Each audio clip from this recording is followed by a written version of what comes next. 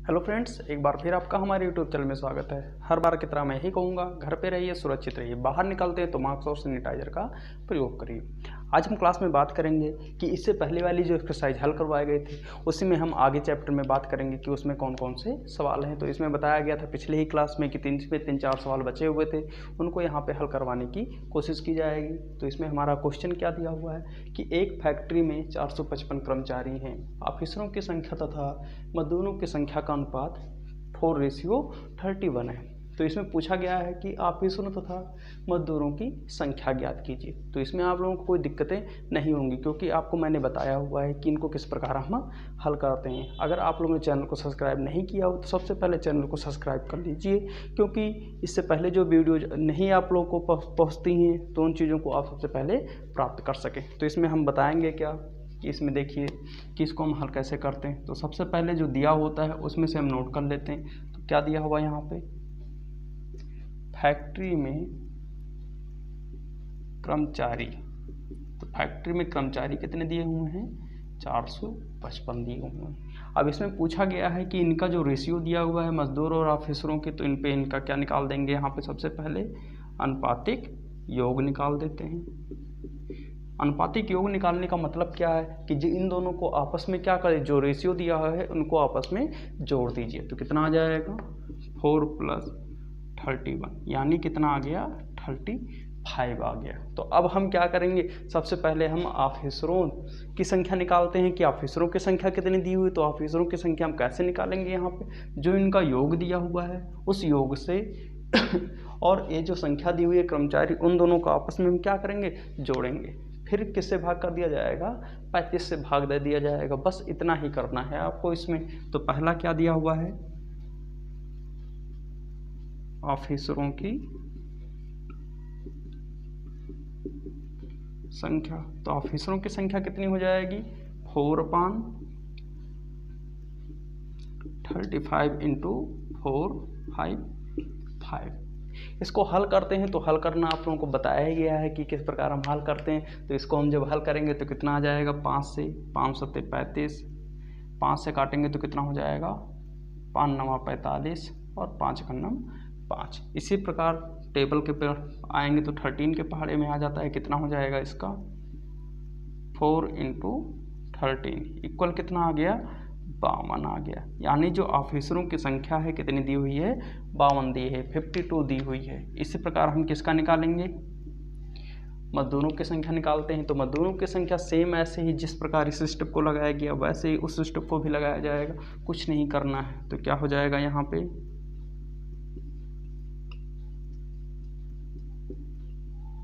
मजदूरों की संख्या कितनी हो जाएगी, यहाँ पे उनका रेशियो कितना दिया हुआ है, 31 दिया हुआ है। तो कितना हो जाएगा, 31/35 × कितना, 455। जब इनको हल किया जाएगा तो हल करने पे कितना आ जाएगा, जो अभी ऊपर हल किया गया है इनका, तो जो इनका कट के आया हुआ था 13, वही चीज़ हमको यहाँ पे भी प्राप्त हो जाएगी। तो हम डायरेक्ट इसको काट देते हैं। तो कितना आ गया, 31 × 13। जब इसको हल किया जाएगा तो हल करने पर कितना आ जाएगा, 13 × 1 = 13, 13 के 3 हासिल बची 1 और कितना हो जाएगा, 13 × 3 = 39 और 39 से 40। यानी मजदूरों की संख्या कितनी दी हुई है, 403 दी हुई है। तो इस प्रकार हम क्या कर सकते हैं, सवालों को हल कर सकते हैं। इसमें आप लोगों को कोई समस्या नहीं होनी चाहिए। तो आप लोगों ने देखा कि सवाल बहुत ही इजी होते हैं, इनको आप जितना लगाने की कोशिश करेंगे उतना ही आपके लिए फ़ायदेमंद होगा। तो इसमें हमारा नेक्स्ट क्वेश्चन क्या होगा कि एक कार 3 घंटे में 24 किलोमीटर तथा रेलगाड़ी 2 घंटे में 12,000 किलोमीटर चलती है, उनकी चालों का अनुपात ज्ञात कीजिए। तो हमसे क्या पूछा गया है कि उनकी जो स्पीड है, उनकी जो चाल है, उनके बीच का रेशियो कितना है। तो यहाँ पे हमको समय से लेना देना है, ज़्यादातर नहीं लेना देना है। तो इन चीज़ों को आप लोग ध्यान दिया करिए कि सवाल में क्या पूछा गया है। पूछा क्या गया है कि इनकी चालों का अनुपात ज्ञात कीजिए। जो उनकी चाल है उसका हम क्या निकाल देते हैं, यहाँ पर रेशियो निकाल देते हैं। तो सबसे पहले हम जानते हैं यहाँ पे कितना है कि कार की चाल कितनी दी हुई है, कार की चाल कितनी है, 24 किलोमीटर, तथा रेलगाड़ी की चाल कितनी दी हुई है, रेलगाड़ी की चाल, तो वो कितना दी हुई है, 12,000 दी हुई है। अब इनसे पूछा गया है क्या कि हमसे पूछा क्या गया है कि कार और रेलगाड़ी की जो रेशियो निकल के आएगा वो कितना होगा, जो इनके बीच का अनुपात होगा वो पूछा गया है। तो उनकी चालों का अनुपात, इसलिए चालों का अनुपात। तो इनकी चालों का अनुपात का मतलब क्या है कि कार की चाल का अनुपात और रेलगाड़ी की चाल का अनुपात। तो इनकी चालों का अनुपात का मतलब क्या हो गया यहाँ पे, कार की चाल का अनुपात हम निकालते हैं और किसका निकालते हैं, रेलगाड़ी की चाल का अनुपात निकालते हैं। यही हमारा क्या हो जाएगा, आंसर हो जाएगा, जिसमें आपको कोई दिक्कतें नहीं होंगी। तो बस आप लोग इन चीज़ों को ध्यान रखिएगा। यहाँ पे अनुपात नहीं लिखा गया है तो कोई दिक्कतें आपको नहीं होनी चाहिए, क्योंकि यहाँ पे सिंबल इसका दे दिया गया है। तो रेलगाड़ी की चाल कितनी दी हुई है, यहाँ पे 24 दी हुई है। 24 रेशियो कितना, 12 आ जाएगा। इसको जब हल करते हैं तो सबसे पहले आपको बताया गया है कि आप लोगों को कोई दिक्कतें नहीं होनी चाहिए। तो हम 12 से कितना कर देते हैं, 12 एक अन्नम 12, 12 दूना 24, इतने में कोई दिक्कतें तो नहीं है। फिर 2 से हम काटते हैं तो 2 एक अन्नम 2, 2 पंचे 10, यानी कितना आ गया, 500। रेशियो कितना आ गया, 1:500 आ गया, 500 आ गया। तो इस तरह हम क्या निकाल सकते हैं, सवालों के आंसर बहुत ही आसानी से बता सकते हैं कि इसके आंसर कितने कितने आ जाते हैं और कैसे आते हैं। तो आपको कोई समस्याएं नहीं होनी चाहिए। तो हर बार यही चीज़ बताया जाता है कि आप लोगों को कोई भी समस्याएं होती उनको आप हमको बताइए, उनको दूर करने की कोशिश की जाएगी, खास करके स्कूल के बच्चों को, कि उनके लिए कोई समस्या ना हो। तो इन चीज़ों को आप लोग ध्यान से देखा करिए। फिर एक बार बताया जाता है कि क्वेश्चन हमसे क्या कहा गया था कि एक कार 3 घंटे में 24 किलोमीटर की दूरी तय करती है। इसी प्रकार रेलगाड़ी जो है 2 घंटे में 12,000 किलोमीटर की दूरी तय करती है। अब हमसे पूछा क्या गया कि उनकी चालों का अनुपात ज्ञात कीजिए। तो यहाँ पे जो समय दिया हुआ है 3 घंटे और रेलगाड़ी कितनी दी हुई है, 2 घंटे, उससे हमारा कोई ज़्यादा संबंध नहीं है। हमसे केवल पूछा क्या गया है, चाल का अनुपात। तो हम उनका क्या करते हैं, जो चाल दिया हुआ है उनके हम चालों का अनुपात निकाल देते हैं। तो लिखा गया है चालों का अनुपात बराबर कार की चाल का अनुपात रेशियो रेलगाड़ी की चाल का अनुपात। तो कितना आ गया यहाँ पे, 24 रेशियो 12,000। तो कितना आ गया यहाँ पे, 1:500 आ गया। तो यही हमारा क्या हो गया, उत्तर हो गया। यानी क्या कि इनकी चालों का अनुपात कितना दिया हुआ है, 1:500 दिया हुआ है। इतने में कोई दिक्कतें आपको नहीं होनी चाहिए, हर बार यही चीज़ कही जाती है। तो हमारा अगला क्वेश्चन इसमें क्या है, उसको हम फिर देखते हैं। एक मिश्रण में जिंक तथा कॉपर का अनुपात 5:9 है। यदि मिश्रण में कॉपर का भार 14.4 है, 14.4 है, तो मिश्रण में जिंक का भार बताइए। तो आपको कोई समस्याएं नहीं होनी चाहिए। फिर यही बात बताई जाती है कि आप लोग इससे पहले वाले वीडियोज़ को देखिए, उसमें भी यही चीज़ बताई गई है कि उनको किस प्रकार हम हल करते हैं। तो इसमें आपको कोई समस्याएं नहीं होनी चाहिए। तो सबसे पहले हम यहाँ पे क्या कर लेते हैं कि जो भार दिया गया है उसके भार को हम हल कर लेते हैं। इससे पहले वाले जो वीडियोज़ देखे गए उसमें से थोड़ा अंतर दिया हुआ है कि उसमें कुछ चीज़ें अलग कर दी गई थी और यहाँ पर उन चीज़ों का मतलब नहीं है, क्योंकि इससे पहले यहाँ पर जो मिश्रण दिया हुआ है इसमें हमको एक का भार दिया गया है तो दूसरे का भार हमसे पूछा गया है। बस इतना ही चीज़ आपको ध्यान रखना है। तो इतना यहाँ पे कितना हो जाएगा, सबसे पहले हम निकालते हैं। तो कॉपर का भार कितना दिया हुआ है हमारे पास, कॉपर का भार, तो कॉपर का भार कितना है, 14.4 kg है। इसी प्रकार जो इनका अनुपात दिया हुआ है जिंक तथा कॉपर का अनुपात, तो अनुपात कितना दिया हुआ है, 5:9 दिया हुआ है। कितना दिया हुआ है, 5:9 दिया हुआ है। तो अब यहाँ पे हम हल कर देते हैं तो कितना आ जाएगा। इसलिए मिश्रण में जिंक का भार, तो तो मिश्रण में जिंक का भार ज्ञात करने के लिए हम क्या कर देते हैं यहाँ पे कि जो हमको रेशियो दिया गया है कॉपर का, उसके भार से हम क्या कर देते हैं, जो मिश्रण इनका है 5:9 उसके अनुपात को हम डिवाइड कर लेते हैं। तो कितना हमारा क्या हो जाएगा, आंसर निकल के आ जाएगा। यानी क्या कि जो मिश्रण हमको कॉपर के दिया है उसको हम पहले हल कर लेते हैं, जो वही उसके बाद में जो आंसर आएगा वही हमारा क्या हो जाएगा, उत्तर हो जाएगा। तो कितना आ जाएगा इसका 5/9 इंटू कितना 14.4। इसको जब हल करेंगे तो कितना आ जाएगा, यहाँ पे 9 से हल करेंगे तो कितना आ जाएगा, 9 × 9 और 9 × 5 14। तो कितना आ जाएगा यहाँ पे, तो यहाँ कितना बचा, यहाँ पे 5 बचा, तो ये कितना हो गया 54 हो गया। यहाँ पे जब हल करेंगे तो कितना आ जाएगा, 9 × 6 = 54, यानी कितना आ गया 5 × 1.6।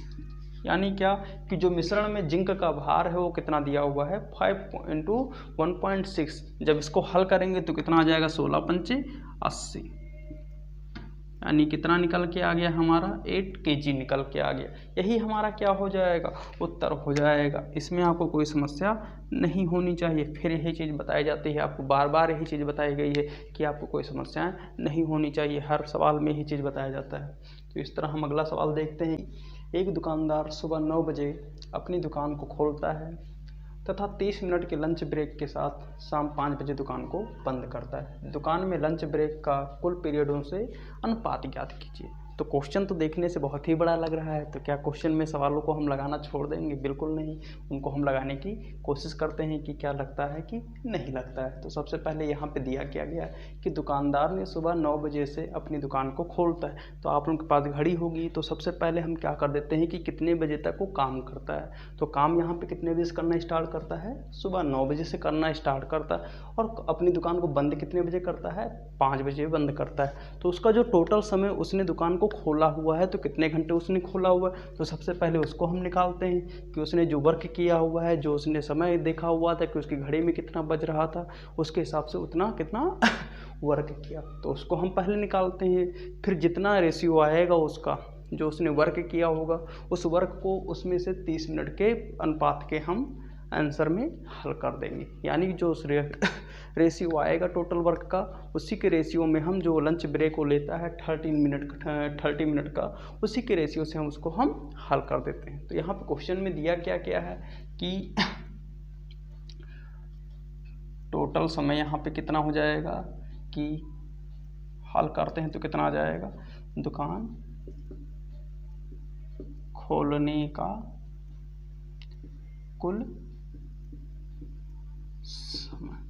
तो कितने बजे से खोलना स्टार्ट करता है, 9 बजे सुबह खोलता है और शाम 5 बजे बंद करता है। तो सुबह 9 बजे खोलने का मतलब क्या हुआ, 12 बजे तक, तो 9 × 3 = 12, यानी 3 घंटे ये हो गया, और 5 बजे उधर बंद कर देता है। तो कितना हो गया, 5 में 3 हम जोड़ देते हैं तो कितना आ जाएगा 3 + 5, यानी कितना आ गया 8 घंटे।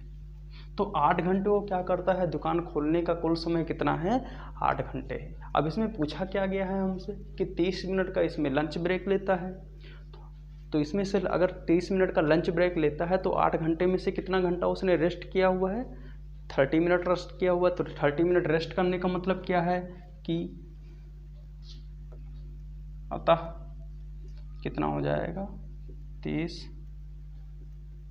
मिनट का रेस्ट कितना हो जाएगा, यहाँ पे 8 घंटे में से हम कितना कर दें माइनस, 30 मिनट हम माइनस कर देते हैं, तो कितना आ जाएगा आपका 7 घंटे 30 मिनट। यानी कि उसने जो दुकान खोली हुई है टोटल समय कितना, 7 घंटे 30 मिनट उसने दुकान खोली हुई है, उसी में उसने आधे घंटे का रेस्ट लिया हुआ था। तो अब हमारे पास कुल समय उसका कितना आ गया कि दुकानदार ने जो समय लिया हुआ था, कि दुकान ने क्या कहा यहाँ पे, दुकान में लंच ब्रेक का कुल पीरियडों के अनुपात में बताइए। तो उसने कुल पीरियड काम कितने घंटे किया हुआ है, 7 घंटे 30 मिनट काम किया हुआ है, और इसने जो अनुपात दिया गया है वो 30 मिनट के लंच ब्रेक के साथ में दिया गया है। तो इसको हम पहले क्या कर देते हैं कि जो घंटा दिया हुआ है उसको हम किस में कन्वर्ट कर देते हैं, मिनट में कर देते हैं। क्यों मिनट में कर देते हैं, क्योंकि यहाँ पे जो समय दिया हुआ है हमारा लंच ब्रेक, वो कितना दिया हुआ है, 30 मिनट का दिया हुआ है। तो उसी के हिसाब से हम इसको हल कर देते हैं।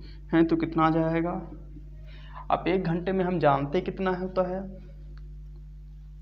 1 मिनट में हमारा कितना होता है 60 मिनट होता है। तो कितना हो जाएगा इसका 60 घंटे को मिनट में कन्वर्ट करने के लिए कैसे कर देंगे, 60 से हम गुणा कर देंगे तो कितना आ जाएगा मिनट में आ जाएगा। तो इसका कितना हो जाएगा 7 छंग 42, 420 प्लस 60, यानी टोटल कितना आ गया 3 2 5 4 1 5, यानी जो इसने कुल समय दिया हुआ है वो 450 मिनट अपने समय में दिया हुआ है। तो इसका रेशियो कितना आ गया, इसका 450 आ गया। तो अब इसको हम क्या कर देते हैं, यहाँ पर हल कर देते हैं। तो यहाँ पे अब हमारे पास क्या हो गया, मिनट हो गया है और एक टोटल समय हमारा कितना हो गया 450 हो गया। तो अतः हम क्या कर देते हैं, इसलिए कुल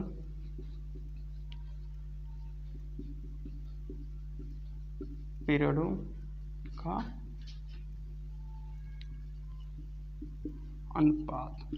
तो अनुपात हमारे पास कितना दिया हुआ है, सबसे पहले तो हम जानते क्या है कि कुल पीरियडों, लंच ब्रेक का कुल पीरियडों के अनुपात में पूछा गया है। तो लंच ब्रेक किसने कितने मिनट का लिया हुआ था 30 मिनट का, और उनका कुल पीरियड कितना आया हुआ है 450 आया हुआ है। तो 0 इससे कट जाएगा और 3 से काटते हैं तो 3 का नाम 3, 3 पचे 15, तो कितना आ गया 1:15 आ गया। तो इस तरह हमारा क्या हो गया, आंसर प्राप्त हो गया। तो देखने से क्वेश्चन बहुत ही बड़ा लग रहा था, लेकिन लगाने पर क्या हुआ, बहुत ही इजी लग गया। इसी के साथ में ये एक्सरसाइज समाप्त होती है और नेक्स्ट वीडियो में हम नेक्स्ट एक्सरसाइज को बताएंगे। उसमें आपको इसमें बताया क्या गया था, रेशियो बताया गया था। अगली एक्सरसाइज में प्रपोर्शन से संबंधित आपके सवाल दिए गए हैं, उनको हल करवाया जाएगा। आप लोगों को फिर एक बार बताया जाता है कि चैनल को सब्सक्राइब करिए, लाइक करिए और शेयर करिए, जिससे आप लोगों को जो आपके सर्किल में दोस्त होते हैं, फ्रेंड्स होते हैं, उन तक ये चीज़ें पहुँच सकें। और जो लोग इनको जानते हैं उनके लिए बहुत ही अच्छी बात है, और जिन लोगों को नहीं आता है तो अब क्या बता सकते हैं कि उनके लिए कैसा फील होता होगा। तो सबसे पहले आप चैनल को सब्सक्राइब करिए, है ना। तो आज की वीडियो में इतना ही, हम नेक्स्ट वीडियो में फिर मिलते हैं।